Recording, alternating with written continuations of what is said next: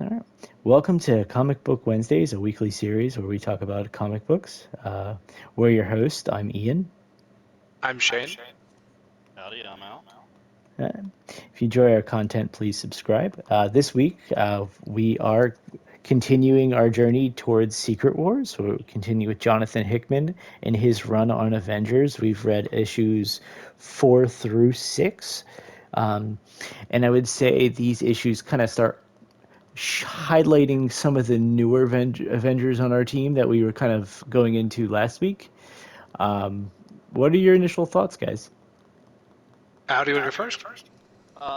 Sure. I enjoyed the three characters that we got a little bit of information on. I think my favorite out of the three was the Smasher character, Izzy. I thought her intro to the story was pretty cool, being just a girl that was studying space and all that, got a chance to go to space and be a superhero as a character. And I'm interested to find out how her grandfather knew Cap. Mm-hmm. Very much Yeah, Green Lantern-esque, if I can say. Yeah, I was thinking I the same thing when I was reading it. yeah, I was funny. I was going to say the same thing. I like compare a lot of things here to Marvel and DC. I compare the two of them just because I've had a lot of DC history.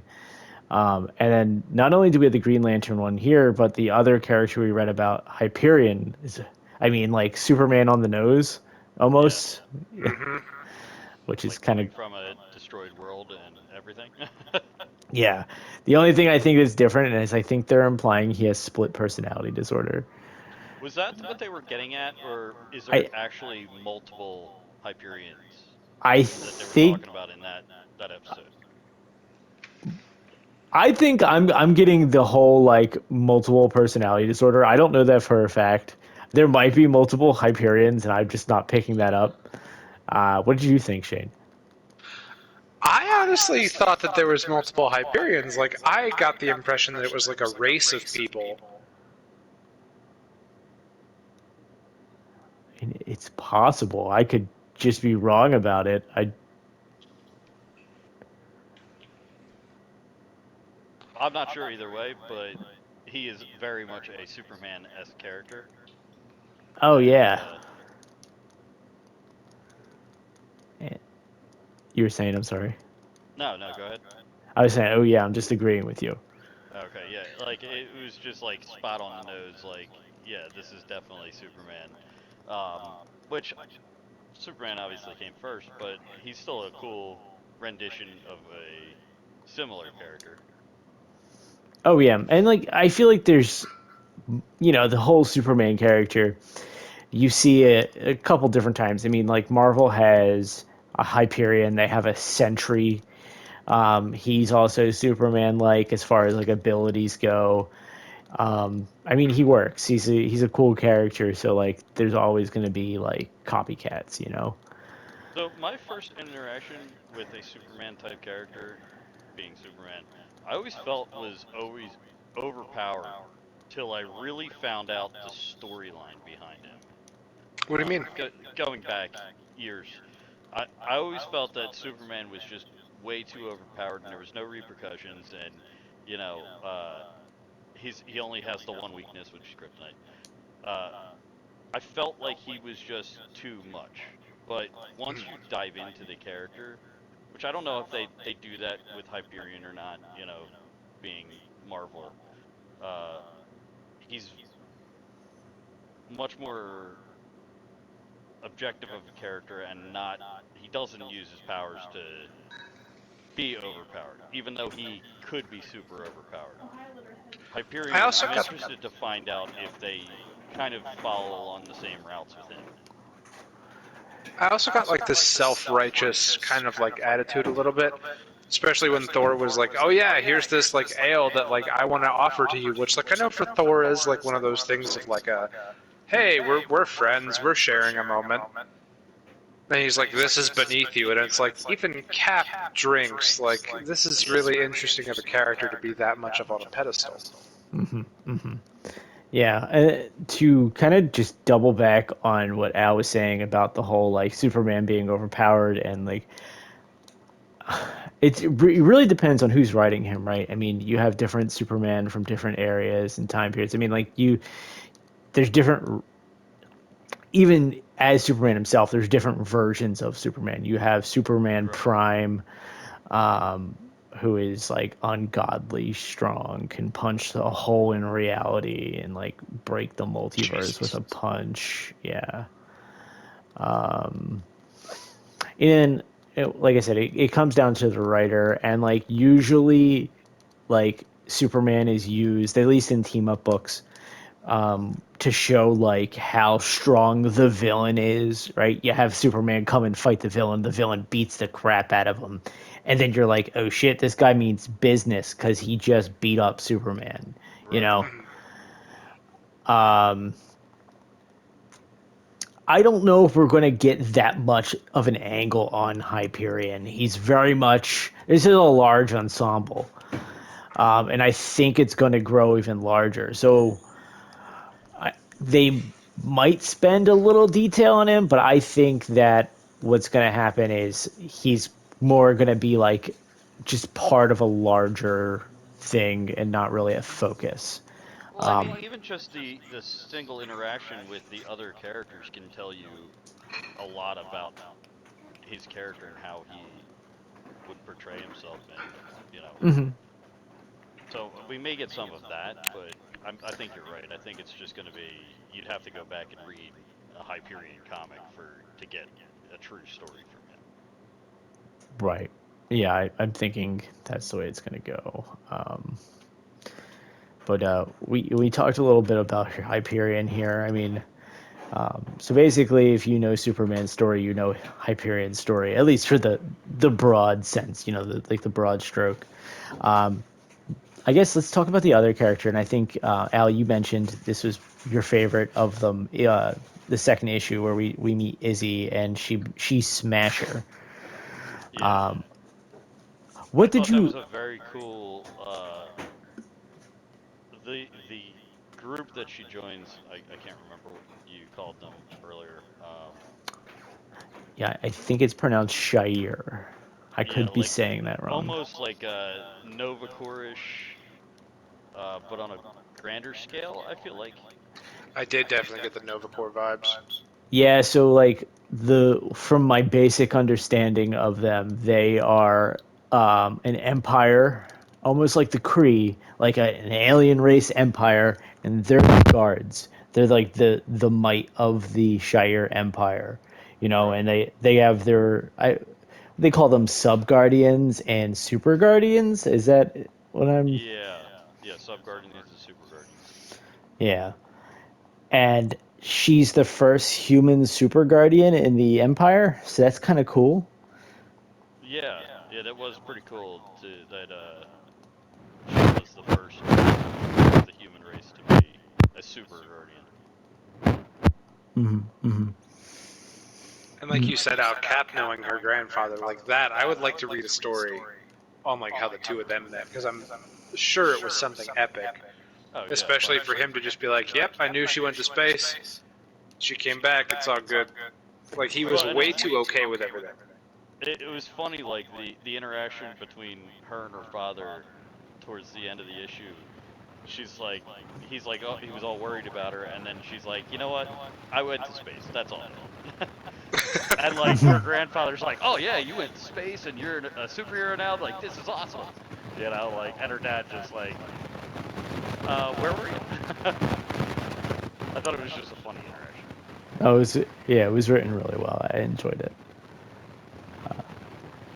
I hope they could go into background with her. I mean, it could be the same deal like we're thinking with Hyperion, but I actually hope we see more. I think she's just such an interesting character.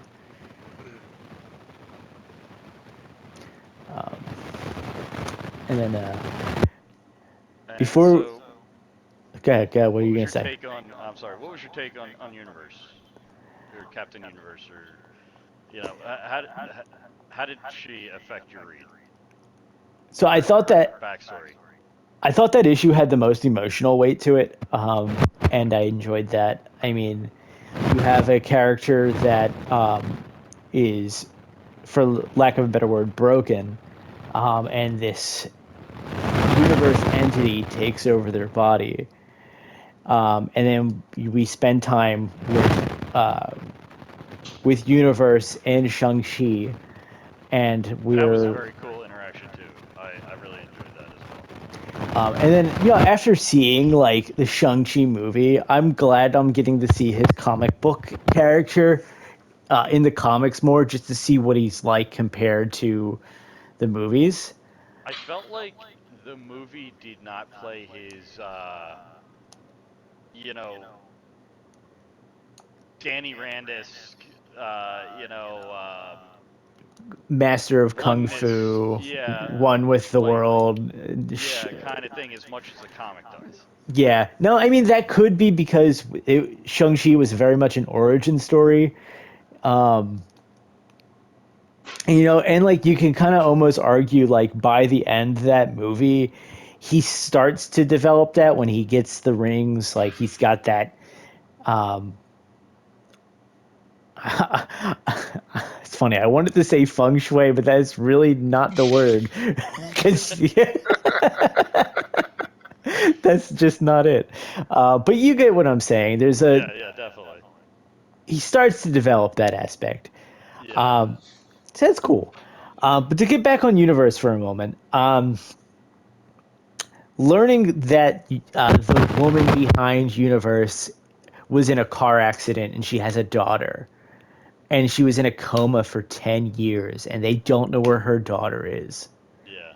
That's Like, can you rough. imagine waking up and it being 10 years later and having no idea what happened to you? Or, I mean, that's kind of on the lines of a Cap story, but like not knowing where your kids are or not knowing, like, that whole thing is just a mind blowing aspect to me. Yeah, like what if you, Al, like wake up 10 years and you don't know where your family is? And on top of that, Right. you're possessed by an all-knowing cosmic entity. Which you don't know how it got there either.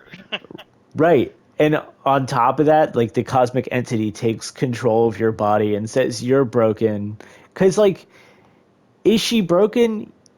Yeah, she's dealing with some shit, but like the human body is resilient. She could Yeah. definitely be all right, She just I needs have to to deal with it. wonder if, like, and you bring up a really good point, if the cosmic entity was saying you are broken because that was the easiest way the entity could get a host. Because I normally the conscious would be too strong. I'm thinking that's what it is, honestly. Like, yeah, I And think he to answer your other question, like if that was me and something like that happened, the article would probably read, "Crazy man breaks out of hospital." That's so Yeah, funny. no kidding. Um, and then I want to. What did you guys think of Spider-Man in these books? And I He's a little bit of a douche. Yeah, I was thinking also along the same lines. Like, that was not the Peter Parker that I know and love. there's a reason for that, and I really at one point I want to read the book, so that is part of why he's a douche, and it's going at the same time as this book, and I don't want to spoil it for you guys. It's a really really really good story, and it was Are they going to very go into that at all, or is that something we'd have to read on the side? it's so essentially what's happening to Peter is a very internal struggle, and he does not open up about it to anybody. So it's all within the Amazing Spider-Man. Um, yeah, there was actually a couple events that had Peter Spider-Man at that time, and like if you weren't reading Spider-Man, you're like, well, what the? Why is he such a douche? Like, what happened? Um, so hopefully we get into it. Or if you want Yeah. to read it on your own, I can always do it. But if you guys want to do it as a group, we can just hold off for now and we'll get to That it. just sounds like it'd be a good story because whatever can turn Peter from like the happy-go-lucky, whatever he is, to that, Yeah. I'd be curious to know what happened. Cool. Yeah, All right. definitely, because he's definitely not the character that I'm used to. He's in some shit. Yeah. Yeah. It's done intentionally, and that's why I asked. And I mean, you'd have to be like a brick wall not to pick it up. But Yeah. I wanted to see what you guys thought. Um, Also, I felt like there was definitely some multiverse aspects here, particularly in the Hyperion book, that kind of got me excited. It feels like it's tying in a little bit more. Yeah. I did notice a little bit of that. I was pretty slow to pick up on it, but yeah, there's definitely some stuff there that I'm interested in. I mean, Hyperion is literally from another Yeah. universe that got obliterated, and I'm pretty sure he had to fight a whole other universe. Is that correct? That's what it seemed like. But He Yeah, until AIM ripped him out of the void space that he was in. After the two universes got destroyed, yeah, he was like left, which is a pretty big deal. Usually, I mean, like if universes get annihilated, you don't survive. no. From my limited Unless comic you're book like knowledge, I'm not America gonna lie, Chavez. when AIM showed up, my first thought was, oh, it's these dickbags again. Yeah, yeah. There, so if you ever run into an agent that like stutters, he's a reoccurring AIM agent, and I'm not sure if he has a specific name, but like he's always popped up in books. Like I've seen him a couple times in Hickman's Fantastic Four that I'm reading, and I don't remember if he was stuttering in this as well. But if he does show up, it's the same character. He just keeps on popping up. That's funny. It's cool that they do that for like a no named character, you know. Yeah. All right, so I mean, we touched a little bit on every book. Was there anything in particular that maybe like you guys had questions on? You guys want to throw against the group?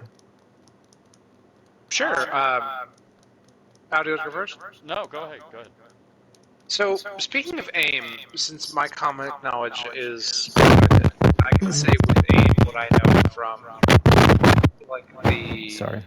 Avengers video game through like some other like couple of random issues that I've read here and there, and they've reminded me of like this Hydra-esque organization where like sometimes their motives are good, sometimes they're not so good, but really they're not going to tell you anything.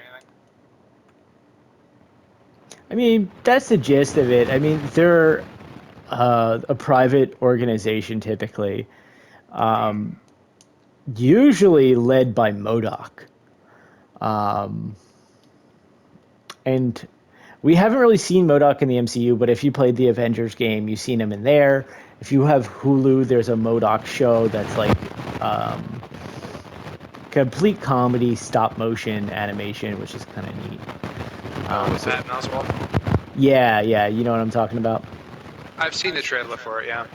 Okay, so like they're an evil organization. They got henchmen. They got all that BS.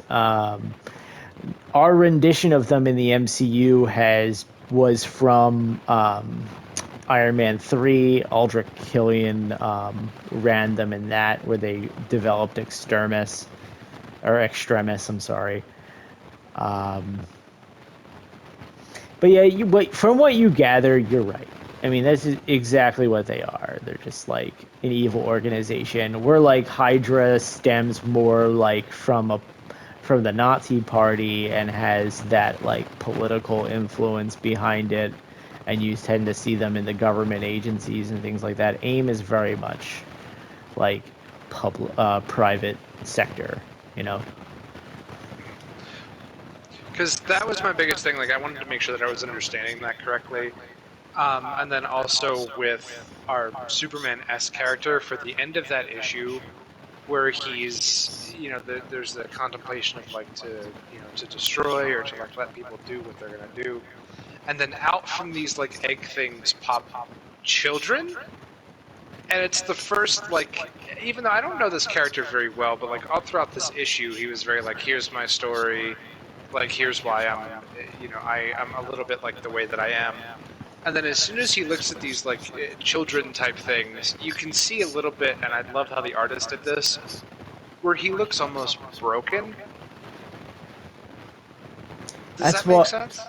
Yeah, see, and that's where I was getting the multiple personality thing. Like, I think there's like alternate agendas that he has, and there is like that split, but I don't think that he consciously, like, at least the entity that the Avengers know of, is aware of his agendas, you know? But then Because again, Marvel plays with DID pretty frequently, don't they? there's a lot of it. Yeah, I mean, like, we got Moon Knight. If we're right with Hyperion. Um, I can't think of any other characters, but there's a couple of them, you know? I mean, if you want to, you can argue the Hulk. That would be definitely a big one, yeah. Yeah.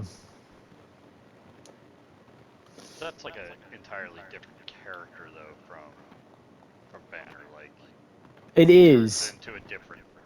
But Because I mean, if you're going that route, you could talk about Abomination or any of the other Hulk characters. You know, true. A-Bomb or Scar or Maestro or any of those characters as well.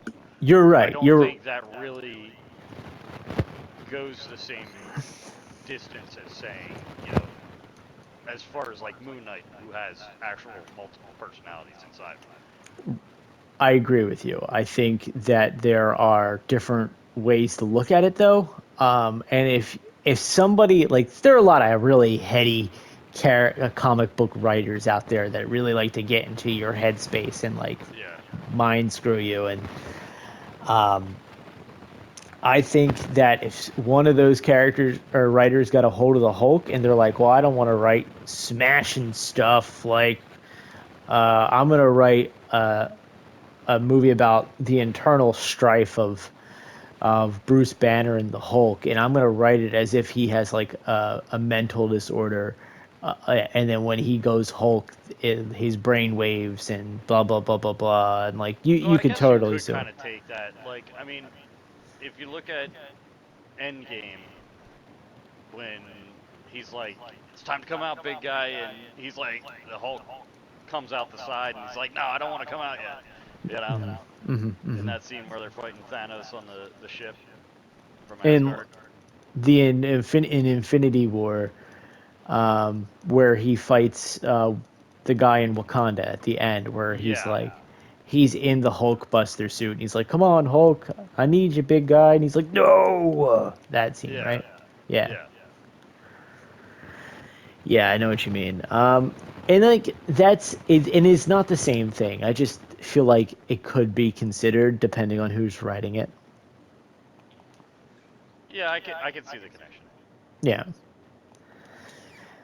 Um, Did you have any things you wanted to clarify or talk about, Al? I know Shane talked about No, I AIM. felt like these three issues were pretty straightforward and you know gave us some good background on some characters. Um, I'm excited for the next set. You know,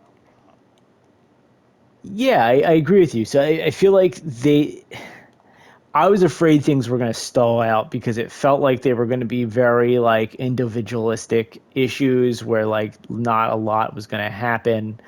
But Hickman did this in a way where like you learned about characters' backgrounds and things progressed nicely.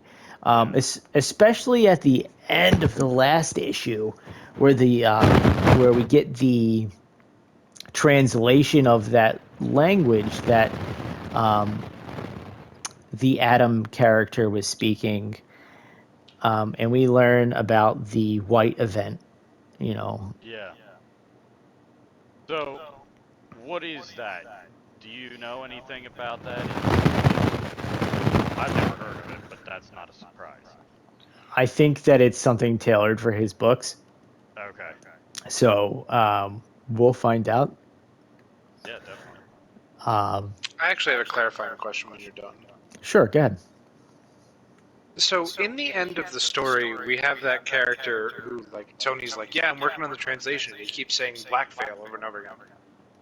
And then Captain Universe is like, that's not what he's trying to get at. Uh-huh. I had a little bit of trouble understanding where that character came from. He That was was the guy that came out of the pod in the last episode of the first Avengers set. Okay, that's what I thought, but I wasn't 100%. I just needed to. Thank you for clarifying. I think, yeah. right, Ian? Yeah, he was on Mars. He was created by the two Omega people, character, right? the ex Neil, or I Yes. honestly ex Neo or something like that. I can't remember his name specifically off the top of my head, but he created him, and then like I think he was supposed to be like the perfect human, which was like to me kind of ironic because he was sending these like Genesis bombs to Earth to like terraform the planet and like change the human genome. And he ends up making like the perfect human. Like I don't know, just like I said, ironic. Yeah. um, but yeah, no. So now we know, and his name's not Blackveil. What was the proper translation that Universe helped? Oh, I'm pulling Let that me up now. bring the comic up and I'll. Yeah, I have it in front of me. It was. His name, Night Mask. Night Mask. Yeah, Yeah. Night Mask, and he gets really cool shoulder pads when his stuff happens. And the white event, and then the code at the end, the builder machine code, and it says, I believe it says the machine is broken. At the very end of the book, which is interesting. So it would be interesting to. I know we're going to this, but to go back and try and figure out what some of those say. I'm not gonna have the time to do it, but it would be fun to see what they were saying in the other comics Yeah, in I that think language. there's probably somebody who's done it already. Yeah, probably. Um, I'm only worried about is like they probably translated the whole run anytime that text has come up. So like I don't necessarily want to look it up yet until we're a little bit more into it, Yeah. Oh, okay. because like spoilers. Oh yeah, I But was definitely thinking along those lines. yeah, um, is that said, I think we can wrap up this episode. Maybe talk about where we're going next, if that's cool with you all. Sure. Where's the next destination? So let's see here. I'm thinking we're going back to New Avengers, but let me just double check. Yeah, so we just finished Avengers 6. We're going to swap back over to New Avengers, and we're going to read 4 through 6 for next week. New Avengers 4 through 6. Yes. So we'll go back to that book we were originally reading, get some more Illuminati stuff. We'll probably see some more behind the scenes. The Yeah. Illuma sketchy. Yeah, the Find out Illuma what sketchy. they are messing with Steve about, and you know, I'd like to see a little bit more Fantastic Four. I've always been a fan of them, so seeing Reed is going to be cool again. Yeah, if you have some extra time to read, I definitely recommend looking up his Fantastic Four run and starting there. I mean, like I said, I don't think it's going to tie in as much as I thought it initially was, but like he's pretty good at writing those characters. So I was happy with where it's going. I'm like, I guess like halfway through his Fantastic Four run right now. Oh, nice. Yeah. All right. Well, let's wrap this up. I thank everybody for listening. Yes, thanks very much. If you're enjoying this, please subscribe, like, ring for notifications. But we try to release every week. I'll probably have this uploaded at least by the next day. So like by the time you hear this, it'll probably be a day or two since we recorded. Again, I'm Ian, I'm Shane. I'm Alex. and this was Comic Book Wednesdays. Goodbye, everybody. Have a good night, you guys. See ya.